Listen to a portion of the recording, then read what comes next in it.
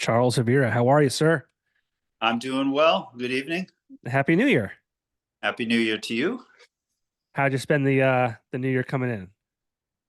Big party? Uh, no, those days are uh they've been kind of long gone. I stayed home with my son and watched some movies. We almost made it to midnight, and I would say we were about 20 minutes away, but we Ah, we both fell asleep. And I mean, I set the alarm and we had our New Year's moment, but we didn't last. yeah, home stretch, so 20 minutes. Yeah, yeah. How old's your son? 8. 8. My Yes. son just turned 6. And I was gonna let him stay up or try to stay up till midnight. I don't think he would have made it, but he doesn't sleep in. That's the problem. If he slept in the morning after being up late, I'd try and let it go. But doesn't sleep in, and I'm like, I'm not gonna deal with you being a tired little jerk in the morning. So you're going to bed. I put him to bed at Okay. 10. But He was good. I mean, we were doing well. I was pretty surprised, but once I said, "Hey, do you want to go upstairs?" Yes. So we went upstairs and we watched some additional movies and or movie and but we didn't make it. next year. It was close. We heard Next year. the I heard the fireworks going off and everything. Well, I found like a kids countdown on YouTube. So we did that. My daughter is 17 months old, so should we put her down at 7? But I wanted to kind of give my son the idea of what it was. And there's this thing on YouTube, and they had I don't know, it was like little Wayne and Little John, or like just a bunch of music in the background and like graphics and all that kind of stuff. And did like a little countdown. So we did that at like 10 o'clock for him, and then we put him to bed. Yeah. It was fun. I, he was saying, "I don't want to watch the ball drop," and he said it multiple times. And so I didn't push it. I didn't, get into it. But we watched some Marvel and Marvel movies and things like that, and just pretty much swam in that ocean right there. Cool. Well, we're talking the new year, and I feel like this year is going to be exciting for you personally, professionally, musically. Uh-huh. Um, got some music coming out. First time in what, like 6, 7 years? Let's see. Yeah, it seems like everything that has been released, it's always a number 4 to 6 years in between. And I think the last one was, yeah, I think you're right. I honestly I don't remember. Maybe it was 2017 or 18. There was a recording called Actual, which had some newer songs on and some older songs, but new arrangements. Um, I'm actually going to be going into the studio to Windmill Agency, and that's where the uh, recording is going to take place. I'm going up there on Sunday, and I had a show in at a chapel in New Angola, and it was recorded, videotaped, and so I'm going to be going through that. But I also have some new songs that, or newer songs, that I kind of put out there, but I'm toying with the idea of how to how to present it. Okay. It seems so different. Everyone, a lot of people say just focus on, uh, a song at a time or something like that. So another friend of mine who's been working with me, he was saying just put it all together in one, um, which would be a great idea. Um, but then financially that comes in, and but I think I'm gonna release uh, the video, the what I had recorded in, I think it was late July, at in New Angola, and put that online, on my website, and then follow up with some newer songs that I have multiple versions of. And so while I'm up there on Sunday, I invited a couple musicians to come up to work on a new song that we're going to try and make happen. A lot of times we just the last few times we've gone in, we've had minimal to no practice whatsoever, and go into the studio and say, okay, this is kind of how I think it should sound. And sometimes it kind of sounds like what it sounds like in my head. And then other times, because there's 3, 4, 5, 6, 7 other musicians at one time, it comes out another way, but even better than what I had imagined in my head. Right. And who do you have And working on that with you? well, Eric Ritter, at Windmill, he's going to be steering the ship. Um, Producer, engineer, recording engineer. Nick Driscoll, who uh, in the last couple tunes, I mean, it could be flute, could be keyboards, could be saxophone, penny whistle, I don't know. But I think I think on this one, if he's going into, he has some surgery, so I don't know if he's going to be able to use a flute or saxophone. So he's going to focus on keyboards and maybe even do some drumming. Justin Mazer on guitar, and myself. But the other tracks that I'm looking to release as a whole had some other players on it, and AJ Jump on drums, Mark Keisinger on bass, uh, Dan Coyle on flugelhorn, and Roy Williams on keyboards. And we had put together a song called Brighten Our View that was kind of released. It's out there. It's on my website if you do want to take a listen to it. But I think I'm going to do another version of that as well, and maybe instrumentally approach it another way. Yeah, well, it seems like you have like an all-star lineup there. It's they're the best. I'm lucky to have these players through the years. I'm the list goes on. Through the years, I've played with so many great players, and as time goes on, it changes a little bit. But I always revisit players like Pat Flynn on guitar, John Nova guitar. I've had Dylan Skursky on bass. I mean, even when I first started playing, I was in a group called Freight Train, and we started in the early 90s. And so it started at Palooka's Diner, which was right next to Market Street, or the station, Market Street Square. I forget what it was called back then. Well, do you remember what? There was the station, and then the Bebop Cafe. That's what it was. Do you Okay. remember that? And I'm then, a little younger than you, just a little bit. okay, I'm a little older than you.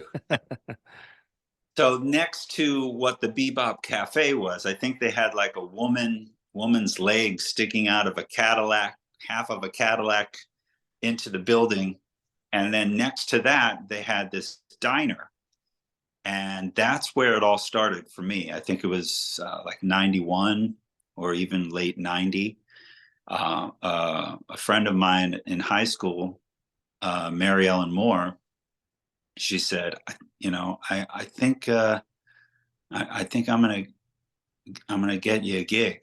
So she ended up talking to Mitch Kornfeld, and I ended up doing this weekly thing, and I got to start playing music. And then after I was doing that, there were other players, Justin Gibbon, Kevin Murphy, uh, and other players came along. And then next thing you know, I'm starting a group with some other players, and then we started playing all over the place through the years. So we had this.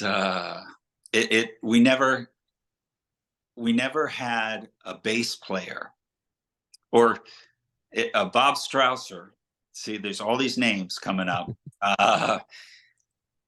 We had different bass players. John Gaffney, another bass player. He was, I guess, the original bass player, but then something, I don't know how it played out. But then our future electric guitar player first played bass, and our first guitar player, he left, so it switched up. And then we had this, I think, every Monday night at Cece's in Music. And sometimes we would have different players each time. And so we were still Freight Train, but it kept changing each week. And Dave Narosky was Dave Narrows, as his stage name is. Jamie Novak was playing with us at that time a little bit. And we were doing some recordings at WVIA. But I mean, there was always this revolving door of players. And they're all good friends of mine. They're all still playing to this day. And Stosh from Moonbag, I don't know if you're Yeah. they're gonna be coming back together. I just saw something online. I did some shows with him, Mark Smith, Mark Hamza. Again, these names just keep going. There's probably like 20 other guys that I'll probably name before this interview is over. And what kind of stuff was Freight Train doing? We were doing what we have, kind of whatever we wanted to do. We had some type of, we were doing all the wrong things. That's for sure. And but we definitely had a free form kind of.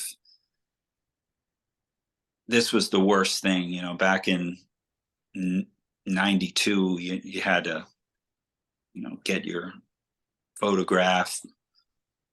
You had to write up the bio and say these ridiculous things on what you think you sound like, and it was always funky, groovy, bluesy, jazzy stuff. But we did just that, and it was something coming from, we wanted to explore electronic music, we wanted to explore a blues realm, a jazz realm, folk realm, and instrumentals, and we wanted to just put it all together, and that's what we did. And I don't really know what you would call it, but sometimes we'd be playing a song for 15 minutes, and it'd be the first song of a gig we have in State College, and maybe we shouldn't have done that.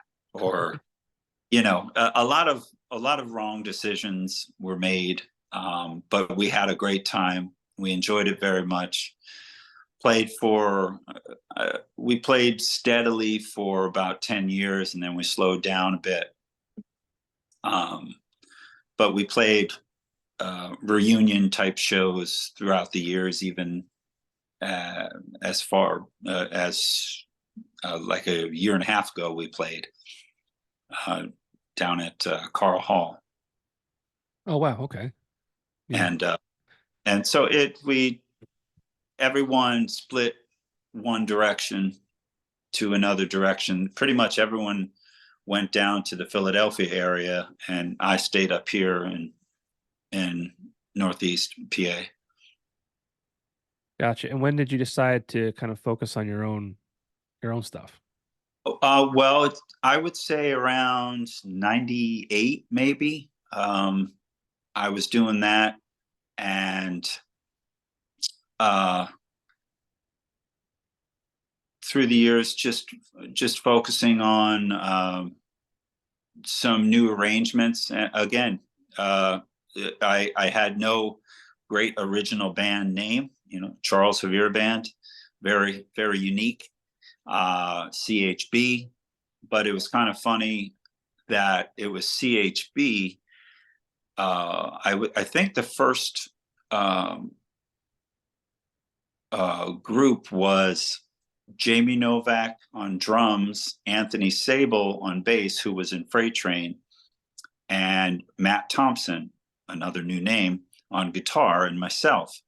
But when you were seeing CHB, you were actually seeing HB because Jamie Novak had his improvisational group HB.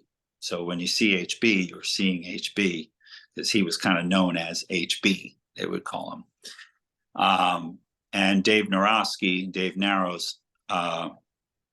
those two guys were HB really. And that was a group too. You know, we had a kind of a core group that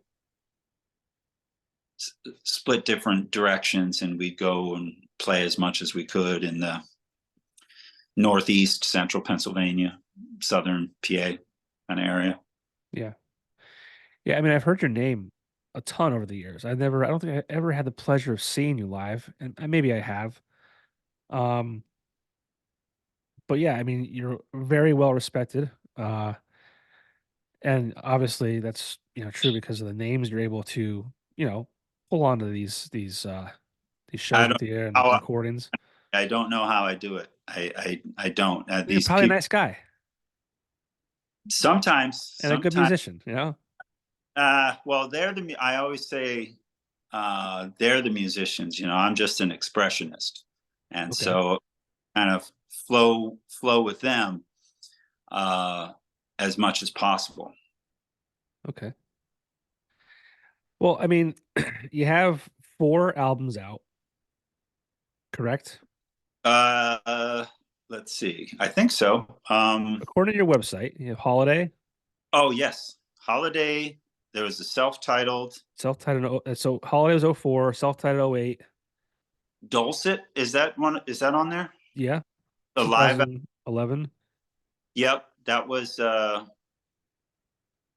And then actual. You're right. Four Yeah, albums. yeah. So Well, in all spanning quite a few years. You said before you had that kind of break, yeah. 4 to 6 years. Is there a reason for that, or is it just kind of that's just kind of how it happened? Yeah. It's even when I first started playing with Freight Train, we have we have the idea of, okay, let's get an album out, and 93 goes by. We do a recording at Waterfront Studios in Hoboken. Amazing studio. I thought we did a pretty good recording. We didn't release it. Maybe 2 more years go by, or a year. We go to River Sound in Manhattan. We do some songs. We got to. I was listening to Blues Traveler, the Four album, and really liked the sound of it, and saw that Oh, it was recorded at River Sound. So we got to talking to them. We worked with the assistant engineer, Jay Ryan. And, through the years, I find out, oh, we got to see Government Mule uh, when in like maybe late 94 or something like that. We kind of broke into the Lancaster music scene, and we got to play the Chameleon frequently, and we got to see Government Mule. And I was talking with Warren Haynes, and we got to talking about the same people. Didn't release any of that music, and it goes on and on. But then we finally released something 2 years before we break up, you know, and and that was at Red Rock out in Saylorsburg, an amazing studio. And it's we always, I don't know, we kind of did the live thing, a lot of live recordings. We talked about a lot of things, but we never had the business sense to do the right thing. I understand. That's okay, right? I mean, Yeah, we're still playing music. We're still creative. All four of us from Freight Train are still doing something musically. But the good thing about coming out with another album and going into the studio is actually the next the 10th of January, we're going to do a live album recording at the Bog in Scranton. I saw And that. yeah, and so that's exciting, but it's also nerve-wracking because we never practice. I was just texting the band before, minutes before I got on the air with you, and I came up with the solution. I said, should we practice? AJ's like, no, we never. Why should we do it again? And he's right. We never practice, and we're always like in the moment. And that's kind of what we are about, is that moment that we have on stage, and you can never practice that. And that's really who we are as a band. And that's kind of what we're doing with these new songs. Brighten Our View, when we went into Windmill Studios, we played that song 5 times, and it's all live. And we kind of practice it. We had a practice session, which was kind of pointless, but we let's just go in, let's do this song. And the song meant a lot to me and to a lot of the guys in the band. It's a song for Brian Craig, and it meant a lot to express the feelings that I had for a friend of mine who's no longer with us. Yeah. And just one of the greatest guys I've ever met. And Yeah, that was a sad day for sure. yeah.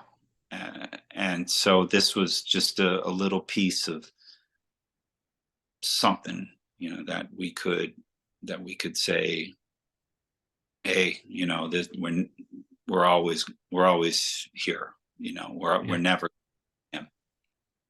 And so it was a pretty powerful session, and it felt really good what we did with the tune. And when we went back into the studio again, this time we didn't practice, and that was the song that I sent you, a song called a song called Walk With Me.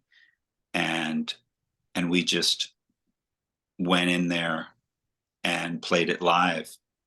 And there's actually a second part to that song that I didn't send to you. It's the outro instrumental part. I'll send it to you Cool.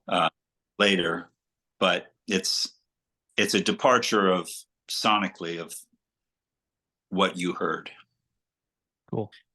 So we're hoping that we can capture some magic on January 10th.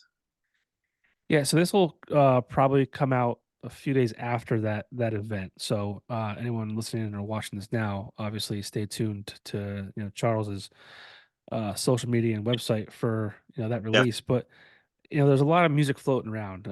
Brighten Our View, is that going to be available on something? Is it available now? yeah. It's you can go to charleshavira.com, Havira .com. It both the song "Brighten Our View," the full version, and "Walk with Me" are both full versions are there. Very cool. And well, there's really only one. Yeah, they're both there.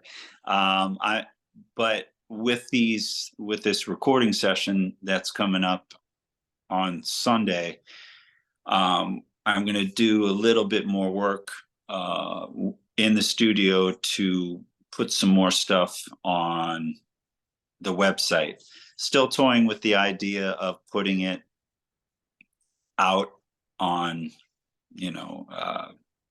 all the other uh, places, Spotify and Apple and all this. But in the end, I mean, why should if the way that I think, not that I'm going to get a million plays, which I'm not, but if you want to hear the song, hey, I want to hear Charles Havira, just go to my website and listen to it there. I mean, all the stories that you hear about Spotify, you know,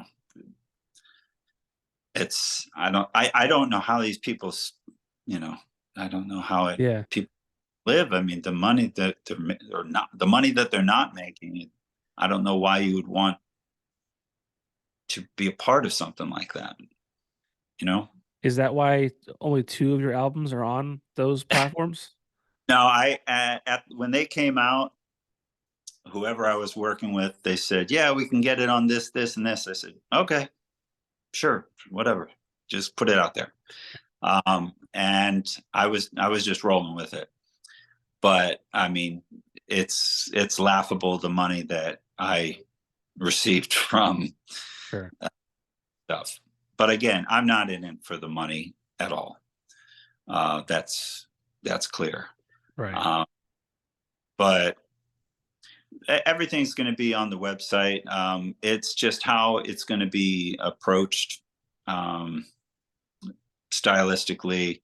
Had a maybe some new approaches in photography in the next few months.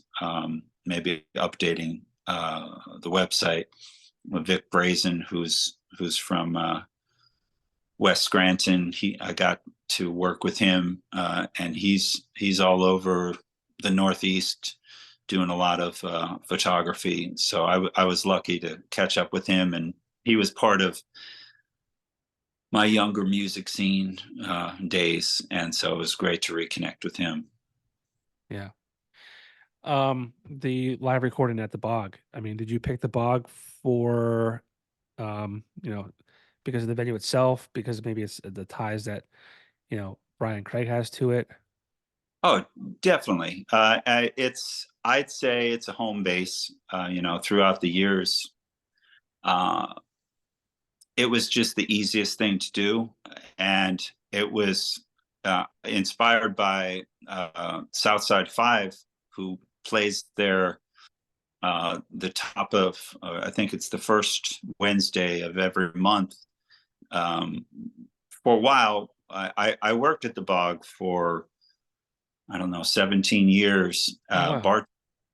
and I didn't even know I would work there that long until one. one day Rudy said, "Yeah, you've been working here 17." Oh, really? I mean, Wow. time goes by, the days of smelling your clothes the next morning. Oof, Yeah. they stink with smoke. Yeah. And there was always music there. And a big reason was because of Brian. And he worked he worked really hard to have the bog be a creative place, a social place for everyone, uh, to be there, to go there and feel comfortable. You got a lawyer, you have a prostitute, you have a hardcore guy, you've got every walk of life. They were all on this, all at the same bar, Right. and it was, you got the lawyer, you got the preppy kid, you got the whatever, and everything was there, and everyone had a great time, and it was like there was no other place, and nothing's really changed since. I think they've been in business, what, 20, 24 years, It's been a long something like. time. Yeah. Yeah, and so Brian, I think, after a while, he was working with Bill Orner, and then they were starting this musical thing where they were bringing in acts, and it just got just busier and busier, and then there was so much music all the time, and then more recently, music stopped, but then, or more recently being, in the past 3-4 years, with everything that's happened in this world, which Yeah. is that's a whole other podcast. Yeah. uh but it started up again, and so Southside Five was, uh they were doing their live thing, and every first Wednesday of the month. And then I think just maybe 2 months ago, they did a live recording, and Eric Ritter from Windmill did the recording there. So I'm already working with Eric. It's the easiest thing to do, to just go to Scranton, and it's not a big place. So you don't need much of anything to amplify the sound. So we've all played there countless times throughout the years. So it was just the easiest thing to do, and just to support them. Um, so no heavy thinking, really. Okay. Yeah. I wasn't sure if like it was, comfortable, right? And then also, Oh, the yeah, legacy that Brian left, obviously. for sure. And we actually, I played there in the past. I don't know, in the past maybe 6 months, 2 times before that. I got to do something with, Nick Driscoll and Jamie Novak. We called ourselves Novira. Um, so there's the CHB thing, and then if you see, Novira, that usually has Jamie on drums, Novak, um, Havira, and then, but there's part of Havira that doesn't have the spelling ERA, which I actually think my name is ERA, but it's spelled IRA. So the deep meaning is there's no Vera in Havira. Okay. I don't know. But that's how, that went. And we had a friend of ours, Ryan Barrett. He played, and then the next time we played, we had Mark Keisinger, Justin Mazer, Jamie Novak, and myself, and we had an amazing night. Just an electrifying night. We played incredibly well. The energy was massive, and we didn't record it. So That's how it works. yes, well, actually, no, we did record it, and it sounds like it's in a toilet, Hmm, literally. So like someone said, "Yeah, put the mic in the toilet," and that's what we sounded like. gotcha. But it we didn't come out with any quality recordings, so hey, let's try it again, and that's what this is coming up to be. Okay. Now I'm asking a lot of questions about something that's gonna have already happened by the time this is released. But is it just gonna be the band in the room, or is this like open to the public as well? Oh yeah, it's regular Is it regular Wednesday. night? Okay. Yeah, we'll be playing a couple sets, and hoping for the best. Um, like I was saying before, the the band saying, "What songs do you want to play?" And a lot of times, this isn't even. It doesn't help even putting a set list together, because every time we've ever played, we've never had a set list. So it's almost, we would do songs that either we never played, and it worked beautifully. Don't get me wrong, we crash and burn hard sometimes, but there are we make up for it with other times, and it's magical. And that's what we're hoping to do, is to capture that. And that's really what it's all about with me and playing with the band, is capturing those moments, And for that's sure. that's really what it's about, right? I mean, think It about is. everything we do. It's like, you know, we try and calculate everything and make sure everything's perfect. But there's something special about just like letting it rip and just Oh yeah, this genuine, this rawness, this just like this like honest thing about that. that's for sure. And I'm really excited, putting my whole ego and me talking about me now, but I've been watching your interviews, and I'm really excited about what's happening down at the Ritz, Yeah. and I'm pumped to see uh, the Death Valley Dreams. They had to reschedule that one, and that's an amazing band. I mean, Really is. through, I remember one time we played there when John and Nick were in. I think it was the Drama Club. Yeah. Remember that? Oh yeah. And we got totally ripped that night. I mean, it was a blast, and they sound amazing. Killer band. John's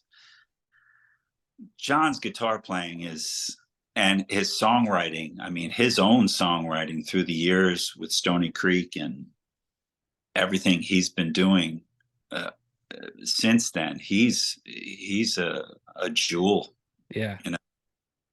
Well, And this area, I mean, I feel like I say it every time I do one of these. This area is just like, loaded with talent. I mean, it, it's such a like I love to be able to do this because I mean, I'm so passionate and I want to scream from the rooftops about all the talent that it's in this area. Um, and I don't know how much you know people get from this, and people people learn about new music from this podcast. But like that's the goal. It's just because like I just believe in this area so much, and the guys like you, and you're talking about Johnny and Nick, and even the younger guys coming up. I mean, there's no lack of talent. oh, it just keeps growing. And I mean, just going back, I mean, you can go back a long time, like way before us, but it's still here. I'm knocking on, you know, I'm 52. I don't feel 52. I might look 52, but um, I definitely don't feel 52, whatever that's supposed to feel like. Okay. But I'm still doing the same thing I was doing when I was 21. In my approach, that's for sure. And that's never going to change, because it, with all the technology, and this and that, I'm not really embraced in that type of thing. I just want to express myself up there and do what we can. Can we hear everyone? Okay, let's just do it. Let's do it. Yeah. It's okay. Then let's just move closer, and then we're good. Yeah. I don't need, and I don't really want the technology to do this and that and everything. But as for what's been going on in my past 40 years, what was before me, that was massive before I was able to go to bars and this and that, in the late 70s, and all the music that was being represented and presented. I mean, there still is that fan base, that need, that want for that musical expression, and we're doing it. We're still here. It still exists, but the biggest problem is there really aren't places to play. Yeah. Re- Yeah. Real place. Yeah. Well, I was gonna say, like, you're 11 years older than me, and like, but like things change so quickly. Like I turned 21 in 2003. And like I feel like 4 or 5 years before that, the scene was different. And then 4 or 5 years before that, the scene was different. But then like 4 or 5 years after I turned 21, the scene was different. And like every like chunk of 4 to 5 years, like just something kind of falls off almost, whether it be, I know I just got done saying there's so much talent here, but whether it be some bands or just places to play, that's a huge thing. Um, but everything changes so quickly. And I always say I was born in the wrong era. I mean, I love. I mean, we live in the greatest time ever, right? I mean, the technology is wonderful. Like, you can order a pizza and have it delivered here in 5 minutes. You can DoorDash from any restaurant you could think of. Like, it's a crazy thing to think about. But like, when that didn't exist, there was something to be said about the simplicity of life Yeah, and it's meeting that's meeting your buddies out and just hanging out. yeah, and people make fun of the 90s, but They were the that best. it was a great time. And but that was kind of my time of growing up, but it was still it was that time before all of this technology, when that was just starting to roll in at the late 90s. There was still that freedom. There wasn't really uh there weren't, like, you'll go to some shows and they have that barrier, you know what I'm talking Yeah. about? Yeah. Which, don't get me wrong, I know it's needed and this and that, but it wasn't there 10 years ago, Right. or whatever, 7 years ago, or whatever it was at the time. Uh, and I know it's needed for photography, and if there's too many people, and security needs it for space and this and that. But the whole approach of having that freedom, it's a different thing. Just like that, the technology is taking away from uh, what we're doing, but we need to go back and get that place. And we have to. I was just talking to a friend of mine the other day about this, that we need to come together as a whole. You, the music lover, or me, the musician, or me, the musician who is a music lover. Right. If there isn't something, then let's come together and make it happen. right? how do we do it though? How many contractors do you know? How many plumbers do you know? How many electricians do you know? How many people do you know that have money? I mean, it doesn't take much. You need some cinder blocks. How many musicians do you know? Plenty of them. There's I how many people do you know that own land? That we know all these peoples. How many? All of that's all it is. So why aren't we doing it for ourselves? Yeah. Like when I was playing music and I stopped playing music, um, I started promoting music. I started this thing called Cornucopia Productions, where I just started bringing in music to the area from literally all over the country and Canada, and bringing them to the Wilkes-Barre Scranton area in bars, clubs, theaters, and some were successful, some weren't. But the only reason why it happened was because I did that. It's not just going to happen itself. We have to do it ourselves.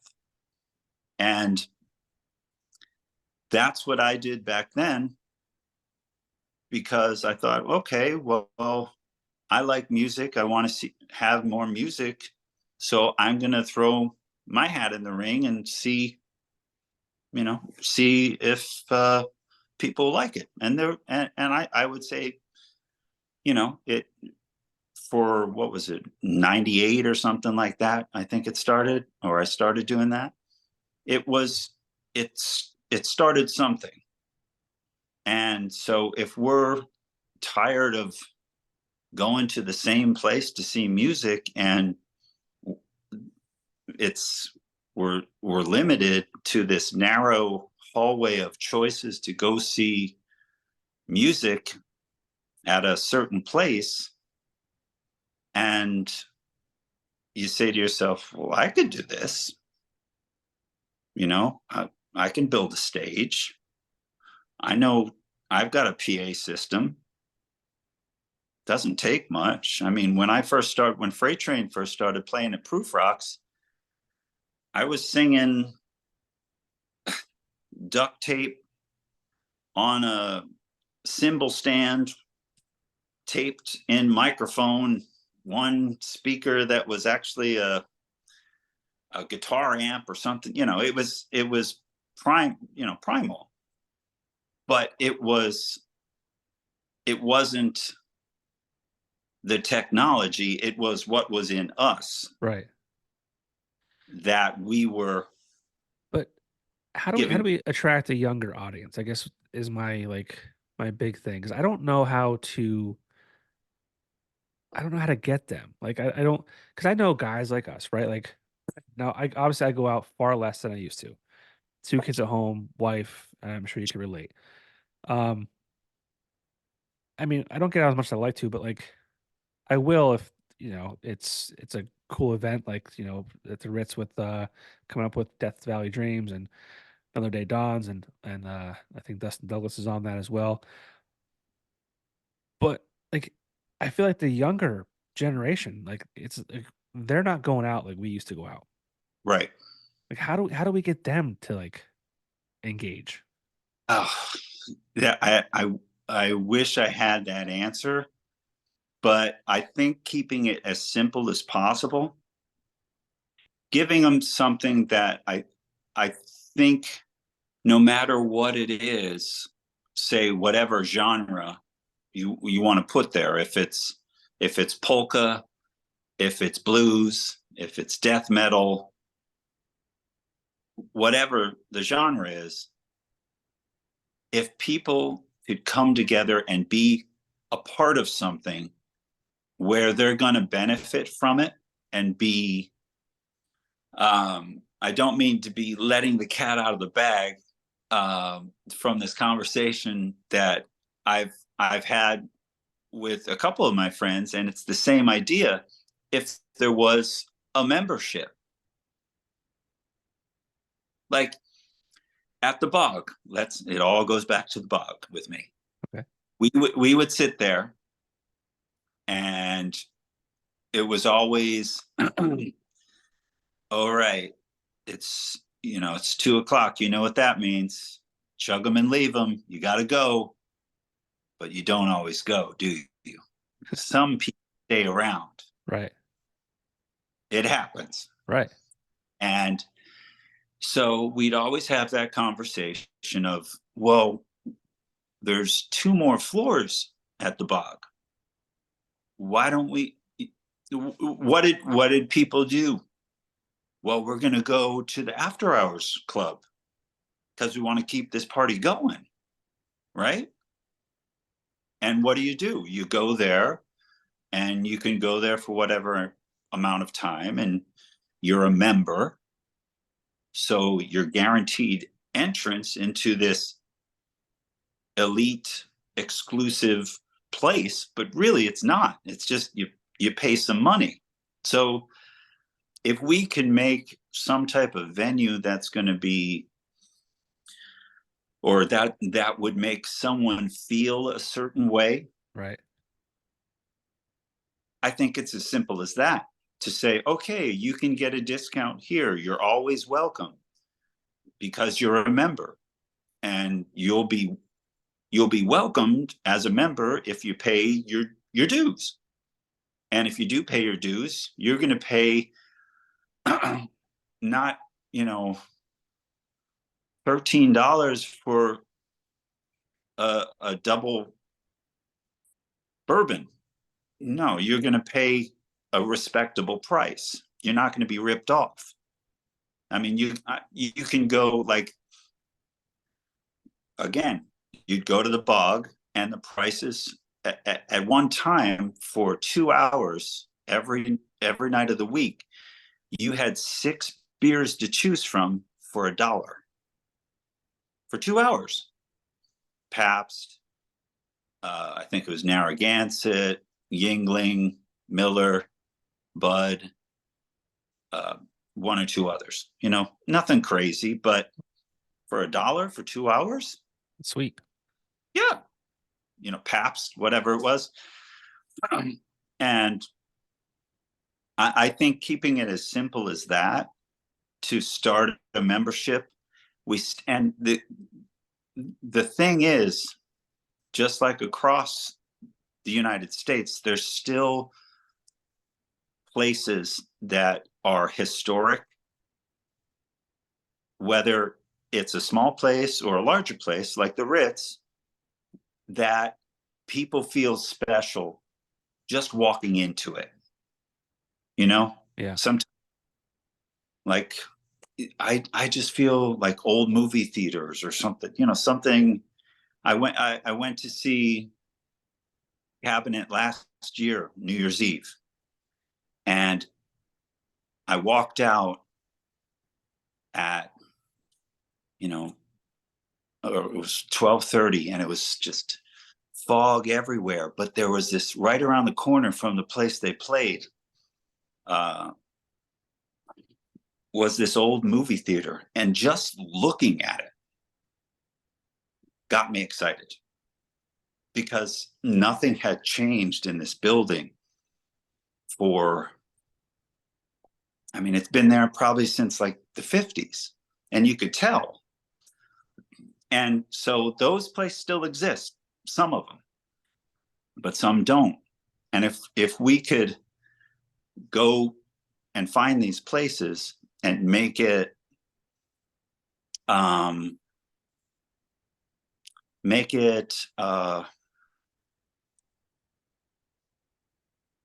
just like Cool again. cool again, but a place that you're going to get a quality product. You're going to have the choices of death metal, polka, pop music, indie, whatever it is, and there'll be those choices. Because in the end, it's not just going to be, well, welcome to, we're only playing death metal. Right. That's all we have.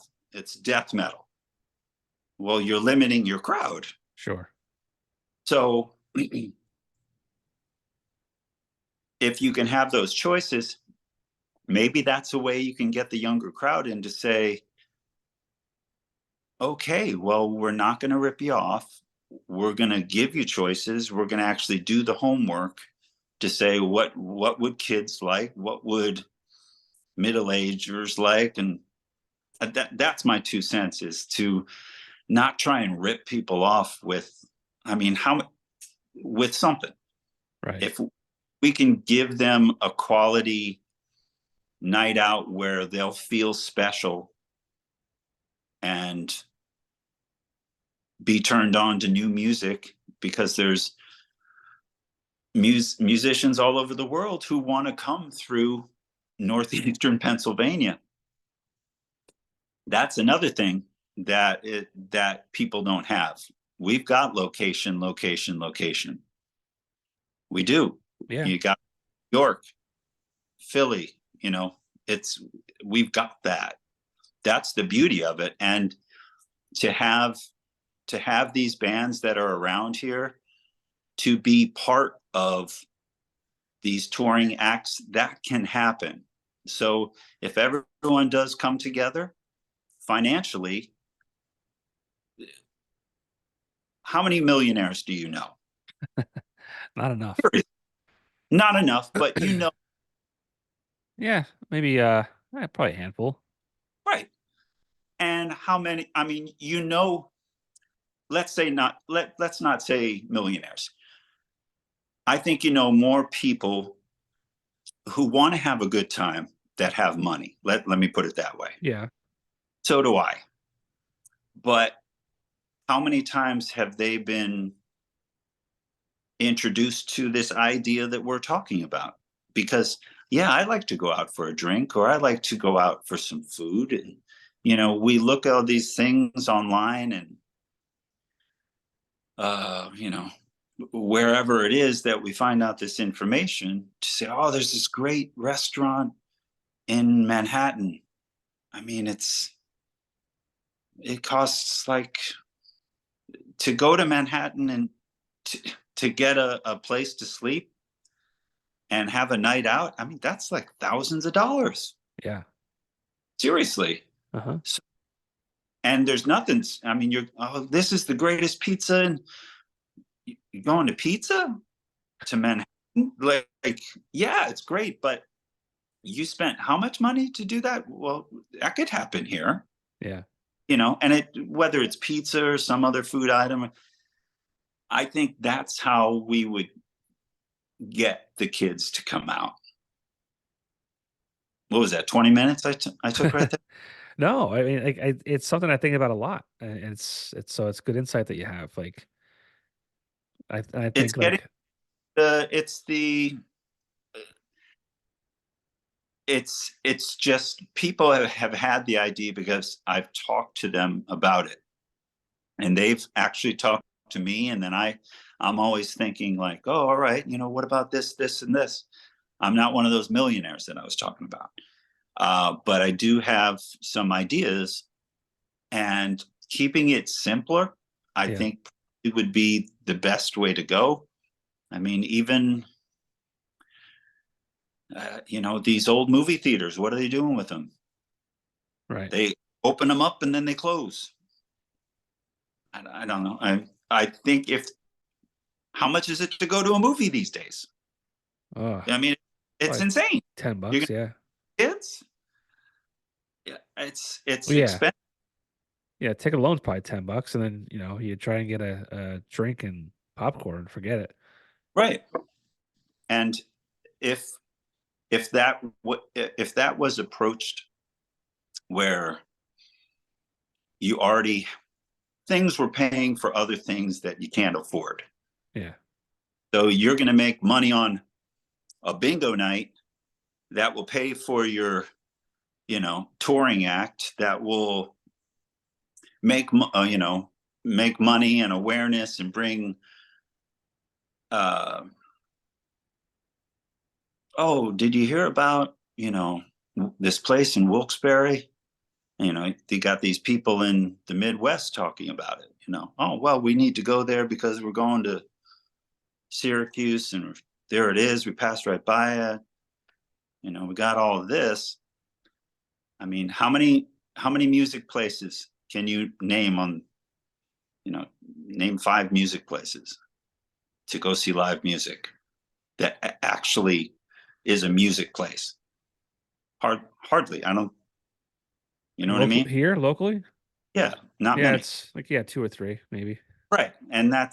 But this, but we were just talking about how many musicians and how many good musicians are here. Yeah, But 2 or 3 music places, that, because we're not doing it, you know? right.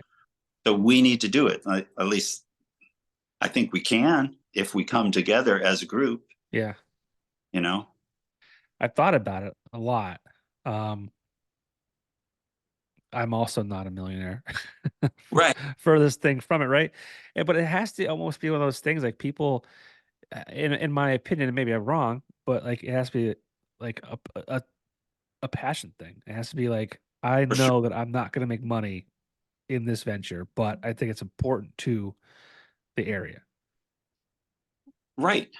And I mean, there could be grants involved. There's a lot of avenues that could be taken. I mean, but without getting that involved, there's money, there's people who have money who don't know what to do with their money. Right. And there's people who, as I said before, excuse me, they like to enjoy themselves in some type of uh, entertainment, whatever it might be. And maybe it's more than it definitely would be more than just music. Right. There's so many artists here in different forms that could be. It's all, and people are. I mean, there's projects that are going on that are still in the works.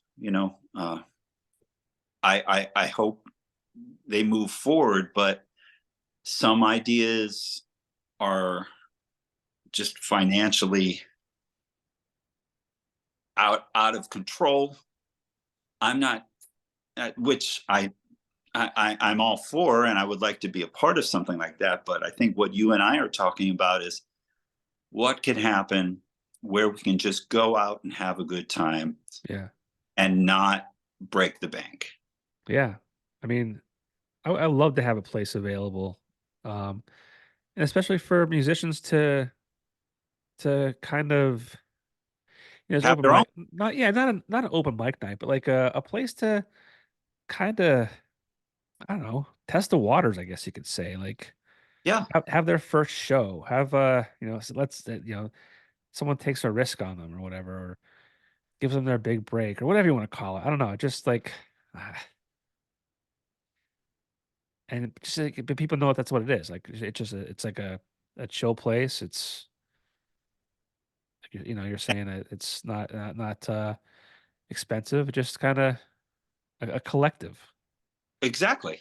And that those places exist, and these iconic places across the country, some of them are still out there, and in the late 90s, we can talk about New York, or Manhattan, or t- talk about Manhattan, and as the years went by there, you would hear about, well, this club's gone, and Tramps is gone, Manny's is gone, Wetlands is gone, uh, and and then those are just clubs, and Yeah, then you'll CBGBs. CBG's there, that's gone. CBGB Gallery gone, and then the theaters, and then the big theaters are gone. There, and that's that. And here we are. The one major thing is, historically they're getting rid of stuff every single year. Why did we rip this place down? Why? Yeah. To build a fucking parking lot. Yep. Yeah. How many times does, oh, it's another parking lot? Or Dollar General. Right. I And think that's I think I touched a nerve. Yeah, because I eat too much sugar, and that place is just a bad place. Yeah, But it's a lot of parking lots, yeah, and then you drive through. It's going to be 2038, and there's going to be like 16 parking lots, where there were buildings, and yeah. I mean, it probably drive through Wilkes-Barre, Scranton, and 30 years ago there weren't that many parking lots. That's for No. sure. Well, I think Wilkes-Barre for one, it's the colleges, and it's terrible because the colleges who don't pay taxes, I think, right? I don't think Wilkes and Kings pay taxes. Really? I could be wrong. I feel like that I should probably look it up before I say that, but I feel like they are tax exempt because like the city wanted to get them to the city. So they, gave them breaks. They said, "All right, well, we'll, come here and like, we want like the kids from out of town and the kids that, have a school here."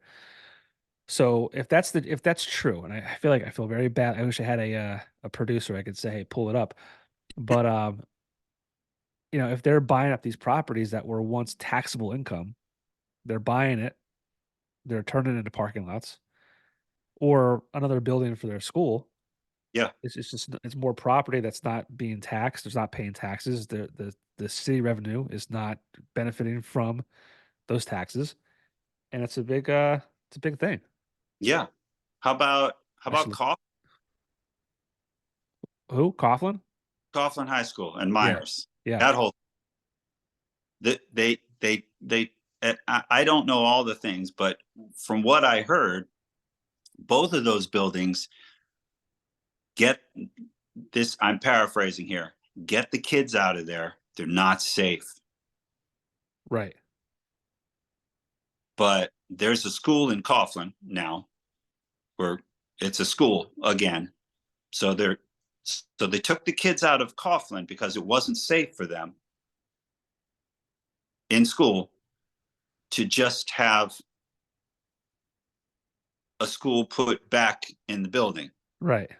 Okay, Yeah, so now let's go down south, and now we're down at Myers. Get those kids out of there.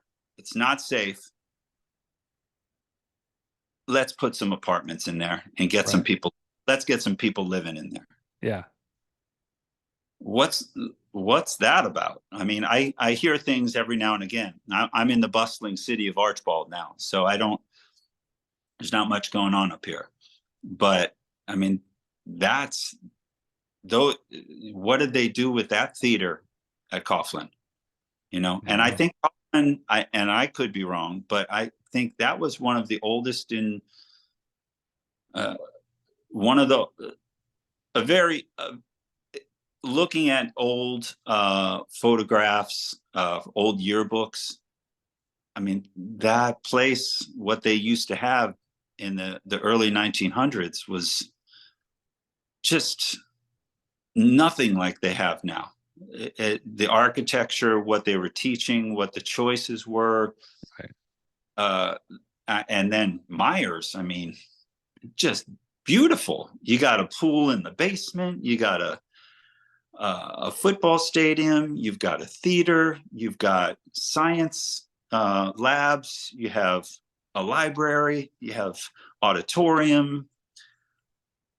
Just total beauty in Yeah, Wilkes-Barre. yeah, And I don't even want to start talking about crap. yeah. I did a quick search. All I could find out was that King's College is a nonprofit organization. Wow.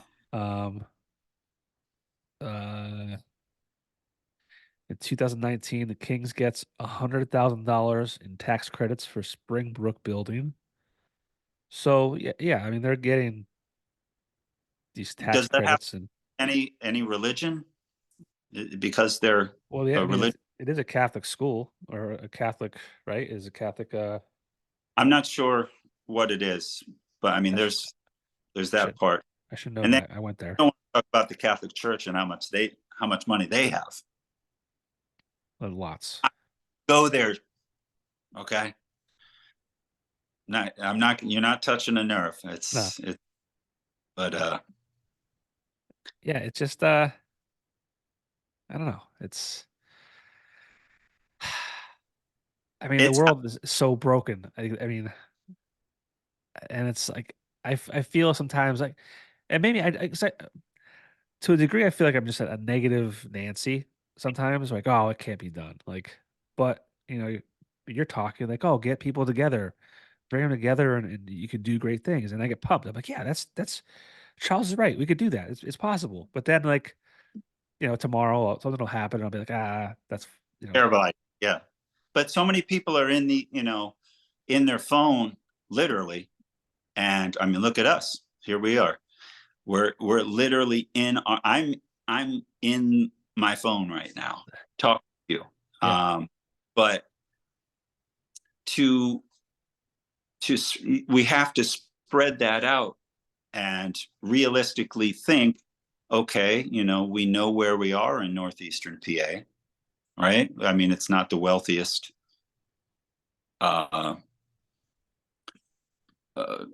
counties yeah, in America. So realistically thinking, how would you to going back to, how do we get the younger generation to come out and be literally just come leave where they're residing, in their home? How do we yeah. get them Well, to have something that they want, and I think that could to have them be a part of something, to know that they're going to get a bargain and they're not going to be but in the bargain they're going to get something that is a quality um, uh, existence, a quality experience, yeah, whether it be sonically, inhaling something, it, whether it be food or beverage or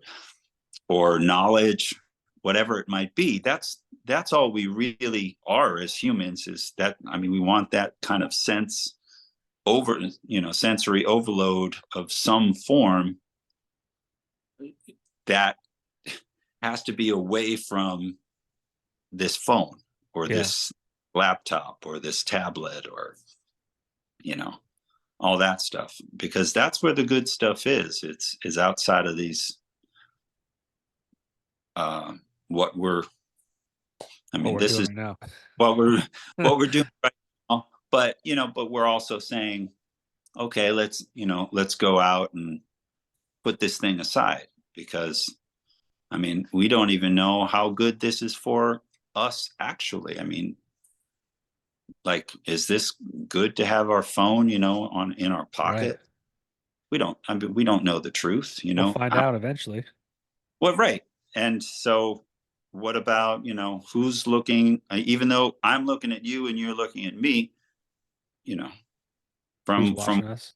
yeah, who's really watching us? I mean, this TV that's off right now, you know, you hear the stories, you're when your phone's off. You ever see that? Oh, dude, I, it's I forget what the guy's name is, but I when I am on the phone and I have this downtime, it's scary as hell, you yeah. know, for our future generations, for our kids. It's, Well, it happens all the time. My brother-in-law was over. He was talking about like an app he uses to like save money or whatever.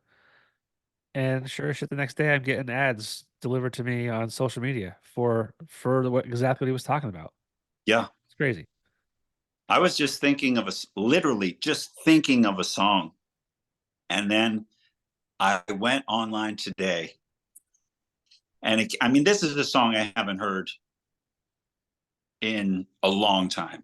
And it was strange how this just came up. I mean, my, what I would look stuff up on my phone and it would come up on my wife's phone. Well, that's because you're sharing probably the Wi-Fi, the internet. Is that what it is? That's what that is. Yeah. My wife's like, what is going on here? That's You what know, that is. Yeah. My wife, there's stuff I do like at work. If I'm on the Wi-Fi at work, like if and my boss, so the craziest thing was I started getting these ads delivered for like Apple Watch bands. And I'm like, why am I getting these ads delivered to me? And then like sure as shit, 2 days later, I'm in my boss's office and he has one of the bands on. He's like, oh yeah, I just bought this the other day. So because we're sharing a network, oh, okay. yeah, that's the creepy shit. Yeah. So, but that's Yeah, what the thing about all of that is the amount of data that's like we are giving people and companies willingly is super scary. Because like if you're on, if you're a Geisinger on their Wi-Fi, I mean that's not secure. yeah, It's you want to talk about a cashless society? yeah. And, That's and just gonna happen. It's scary.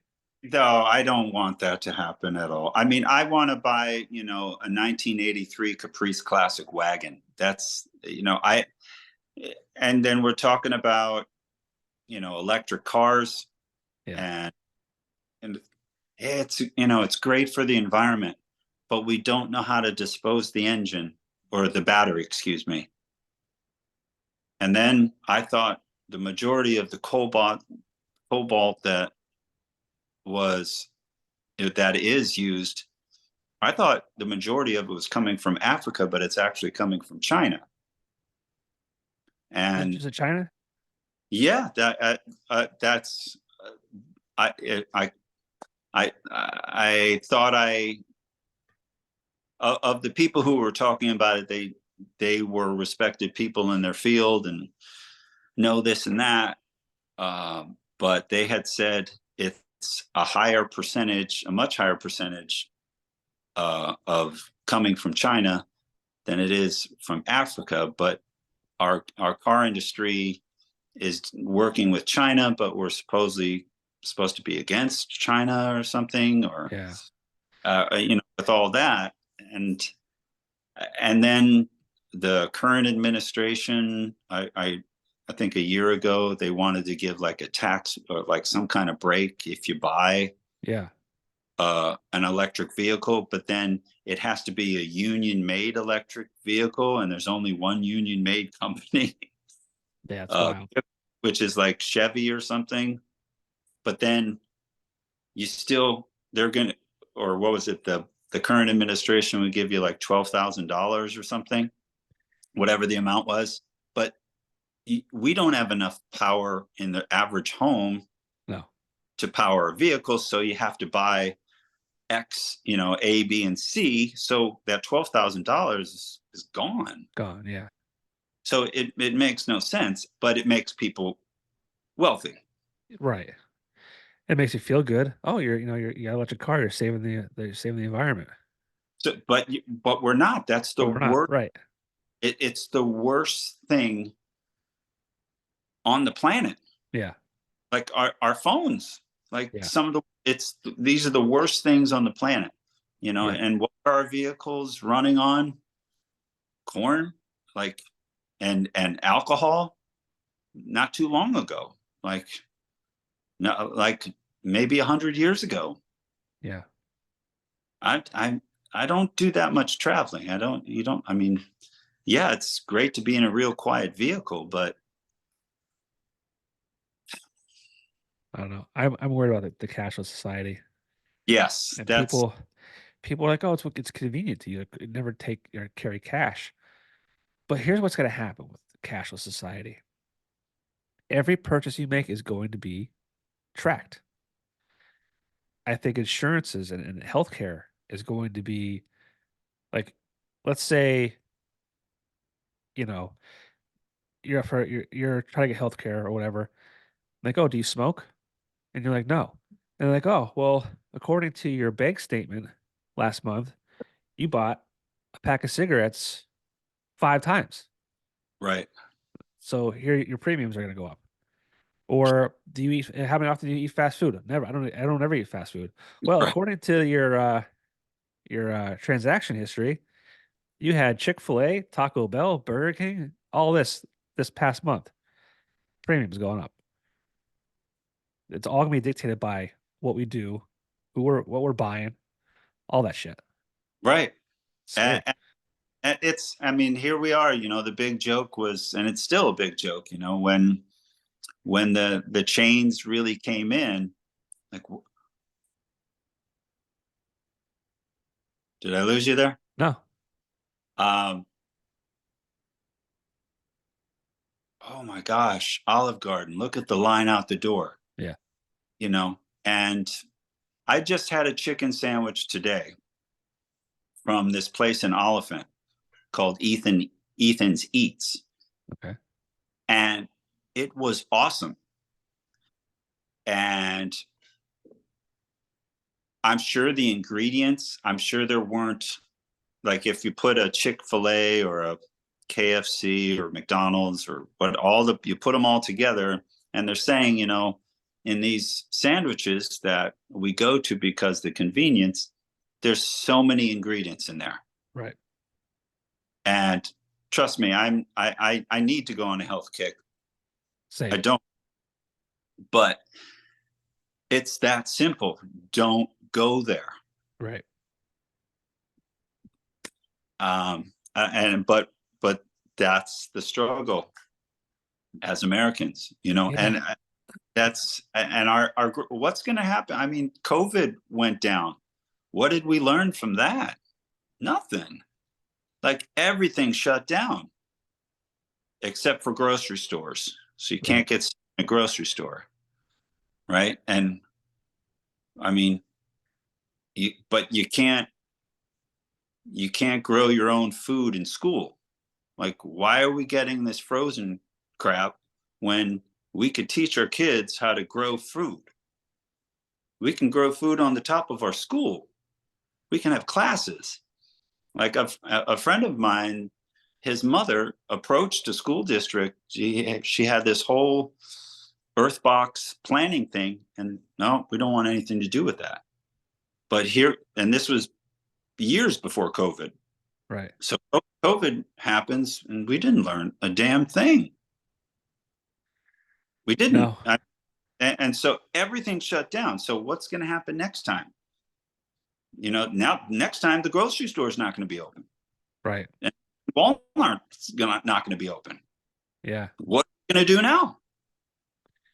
I'll tell you, I have like an area Gardens, for a garden, and I was like during COVID, I'm like, yo, I'm gonna start a garden, and I didn't. I didn't. we try one every year. I mean, we have minimal success with it, but we do it each year, but we're not doing it properly. I mean, we're Right. going to do a better one next year, but I mean, this is realistic. The canning, we don't have the cannings, going. I've got all the shelving. The house is from the 40s. I bet you they did it back that I live in currently. Yeah. We've got all this shelving where I bet you there was tons of canning going on in here. Yeah. It's apocalyptic. That's what's going on. And It's I'm going to start segueing now. I'm going. I don't know if you feel it, but it's happening. You know, you could you got all these hotels being filled in Manhattan. Where are these people coming from? yeah. I don't know, but they're all going to be at my show January 10th. I hope so. No, uh, Your uh, phone's doing some cool stuff. I don't know how that happened, That's really but cool. see if I can do it again. I think it was But I a can't. thumbs up. It was a thumbs Yeah, up. and that's weird. How did I make that happen? I don't know. It's reading your face. It's reading your body movement. Yeah, uh, it's uh, it's just scary as hell. It's gonna be an interesting year. Uh, I've Are we going to have an election? You think oh it's going to happen? I don't The dude. guy isn't doing anything. The guy in in in first place, he's not doing anything Yeah, to promote himself, and he's going to win probably. it's scary. It's And scary. people debating, and how many of them are being bought out by some corporation. That's the problem. Well, Citizens United, that's part of the problem, you know, like a corporation is the equivalent of you and me. How is it, you know, how is Yeah, that possible? I But don't know. I don't either. But it's crazy. It's going to be a crazy, maybe it'll be a great year. I I hope it's a hope. great year. I hope. Me too. I mean, Because we need one, right? yeah, I need to turn shit around. Well, it's gonna Big be great because Charles is putting out new music. yes. Yes. New music, definitely. Yeah, I'm hoping for the best, gonna try for the best. Every That's day, try and be happy, be back with the ones I love, that's you all we know. could do. That's all we could do is, and I think we Help. lose sight. I mean, we don't. I don't want to look too far ahead and like lose sight of stuff that I can't control because there's so much that I but I don't want to be blind to it either, right? You don't want to just like put your head in the sand and then to get uh you know caught with your pants down. But just as if I'm healthy, my family's healthy, my friends are healthy, and all those things are going well. I mean, what else can you ask for? I guess. Nothing, honestly. And that's the one thing that we really do need to remember every single day is to come home to the ones that we love and not forget them. I mean, keeping these simple things alive, you Yeah. know. And I don't know if you remember this, but I was with my family at Knoebels. Do you remember this? Was I there? You were there. It was, I think, I can't remember when it was. How many times have you gone to Knoebels in 2023? Two or three? Okay. Well, one of the times I was in one of the food, uh, what are they called? Pavilions. Oh, that was you. That was who saved the table for you? No shit. That was me. I said, Holy shit. no.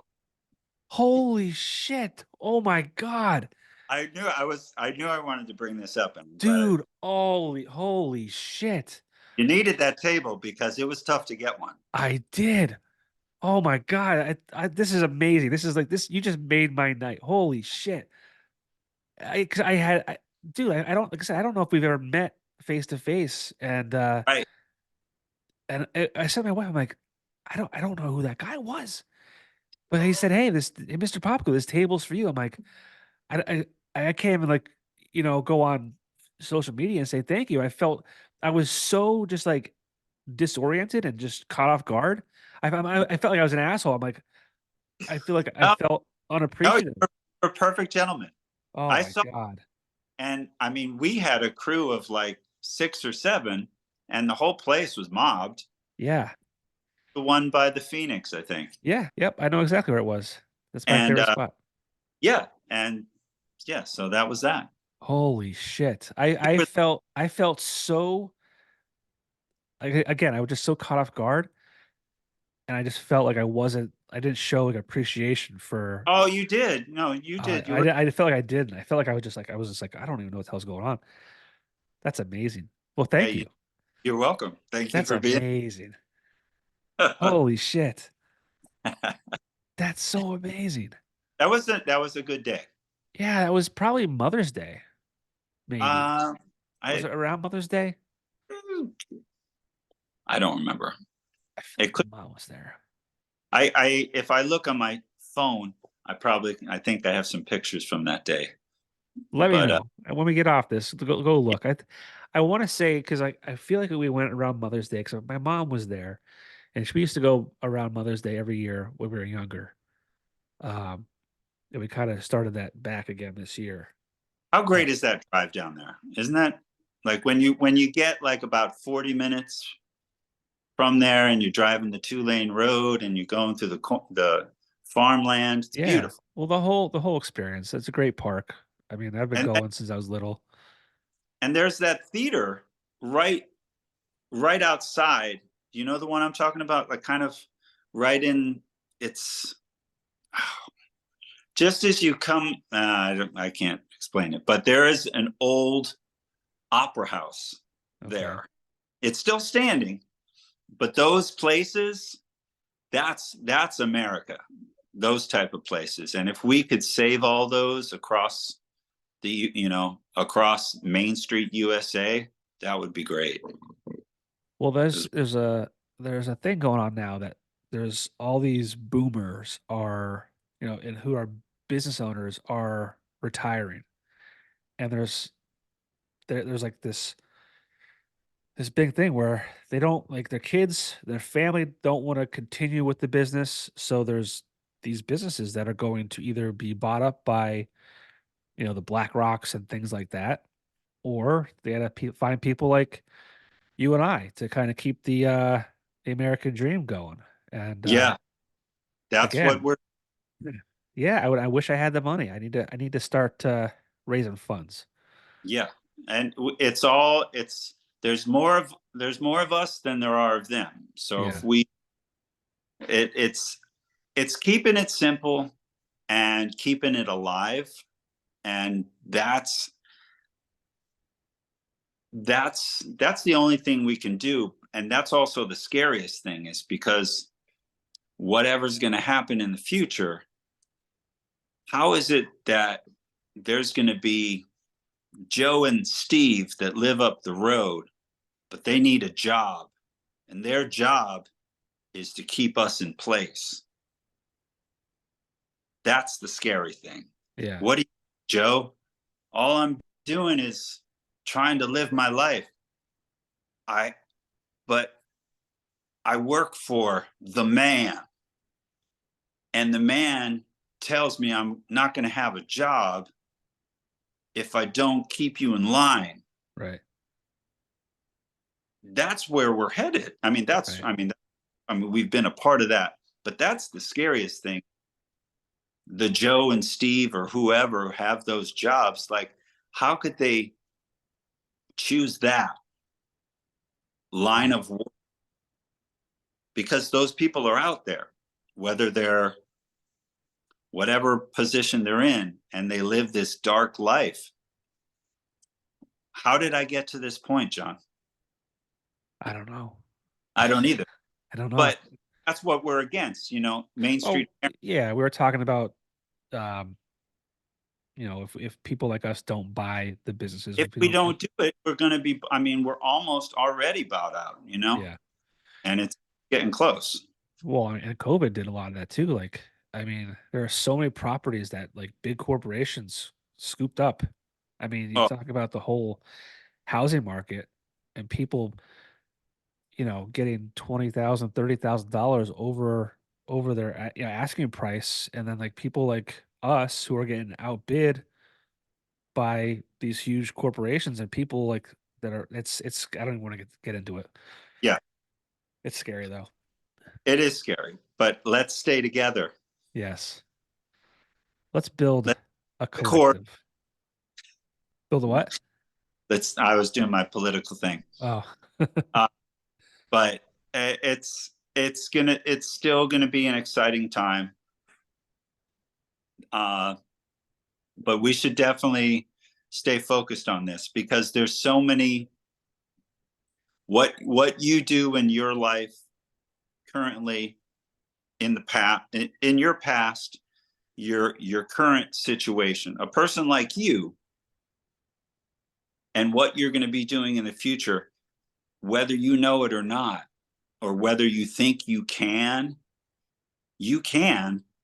but you literally are a big part of what can happen in northeastern Pennsylvania, in in the dreams that you have and the dreams that are in other people, with what you do during the day and what you do at night and what you're doing now. I'm telling you, as an outsider, as like that guy from Knobles, you're bigger than and needed more than you know. It is the truth, because it that's how I see it as an outsider. I mean, we don't know each other really, No. right? But that's how I see it. And that's how I see you, because you do have your finger on the pulse of many things. So I think 24 is going to be quite good to you. Well, thank you. That means a lot to me. I really appreciate that. Well, Yeah. Wow. Make me don't blush. get seriously. Yeah. Thank you. I don't even know what to say. Your thanks is enough, but I mean, just I don't want you to forget that, Yeah. because if there weren't people like you, things wouldn't be able to move forward. Yeah. It's very true. Thank you. You're welcome. And I mean, the same can be said, about you. And I think that's what's great about this area that we live in. Um, I don't want to say you could be a big fish in a small pond, but you can make a difference in an area like this. And I again, going back to, your career, what is it, 30 some years or whatever? ugh, yeah, Um, just been I a mean, while. and I knew of you before, you know, we sat down tonight. We never met, but uh, and again, you're well respected. It's a good thing to be a part of this little corner of Sure. Pennsylvania. And I I'm thrilled. And I really am thrilled to be creating still in 2024, and even with these amazing players who are, and that's the thing with the people that are taking part in these recordings and these live shows. I mean, Mark Heisinger himself, he's playing with the Tom Petty Appreciation Band, Mere right. Mortals, Blue, uh, you know, a number of other groups that he's played with, and AJ, he's part of the Kirby. He's doing he's part of like six other groups, Yep. you know. Roy Williams, he's got like 12 things going on. He's a world traveler. I mean, he only played on the one. He only played on the one track, but just to have that musician amongst everyone else just brought everything out. I'm just thrilled with all these players who are doing what they love to do and what they want to do. Justin Mazer, he's traveling the world, Yeah. playing music, creating his own music, making his name for himself throughout the country, and at this point, around the world. Uh, I'm Nick Driscoll. I mean, how many people have played Carnegie Hall? Right. I, that I mean, this guy is a treasure, Yeah. and a multi instrumentalist, and an extremely soft spoken, gentle man, and he's such a talent.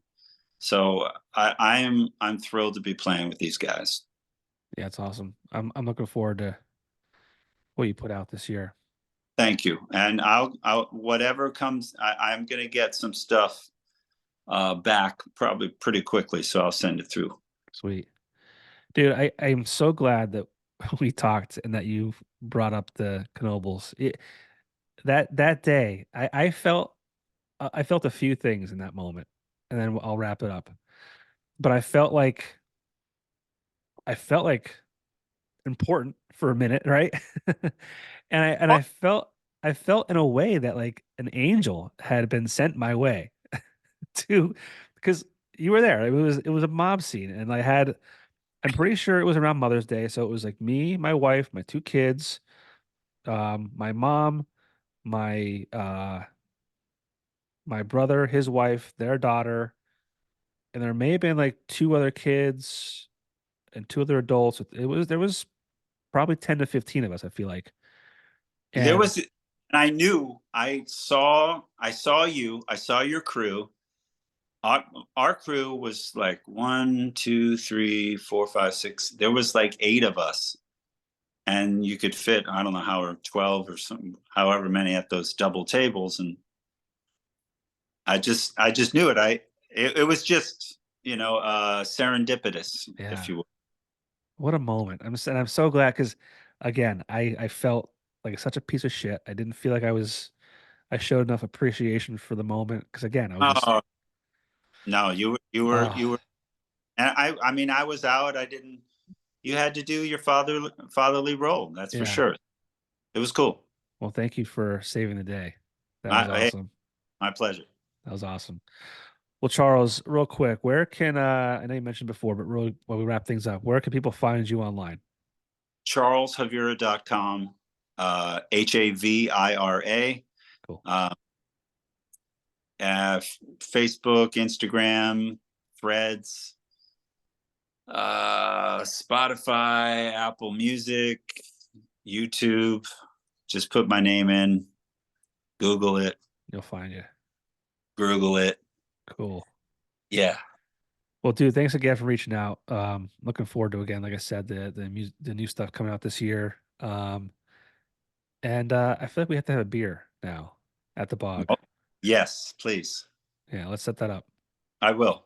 I All right. definitely will. Are you All going to right. that show at the Ritz? I'm definitely going. Yes, I Oh, was going to go to the one, the first one, but we'll go there. We'll I'll meet be up. there. I'll be there. So let's grab a beer there. All right. It's a date. Awesome. Looking forward to it. All right. Thanks, Happy New Charles. Year. Take care. You too. Thanks.